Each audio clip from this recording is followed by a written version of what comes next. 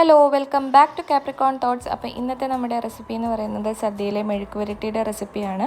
അച്ചിങ്ങ മെഴുക്കുവരട്ടിയാണ് ഇന്ന് ഉണ്ടാക്കുന്നത്. അതിന് വേണ്ടിയിട്ട് ഒരു സവാള ചെറുതാക്കി എരിഞ്ഞത്, അച്ചിങ്ങ നന്നാക്കിയത്, അതേപോലെ തന്നെ ഒരു പച്ചമുളക്, 4-5 വെളുത്തുള്ളി, പിന്നെ ചതച്ച മുളക്, ഇത്രയാണ് ആവശ്യം. അതിനുശേഷം ചട്ടി അടുപ്പത്ത് വെച്ചിട്ട് എണ്ണ ചൂടാക്കി സവാള, വെളുത്തുള്ളി, പച്ചമുളക് ഇതെല്ലാം ചേർത്ത് നല്ലോണം വഴറ്റുക. ആവശ്യത്തിന് ഉപ്പും മഞ്ഞൾപ്പൊടിയും ചേർത്തിട്ട് മഞ്ഞൾപ്പൊടിയുടെ ആ പച്ചമണം മാറുന്നത് വരെ ഒന്ന് നല്ലോണം റോസ്റ്റ് ചെയ്തെടുക്കുക. അതിനുശേഷം നമുക്ക് അച്ചിങ്ങ നന്നാക്കിയത് ഇതിലേക്ക് ഇടാവുന്നതാണ്.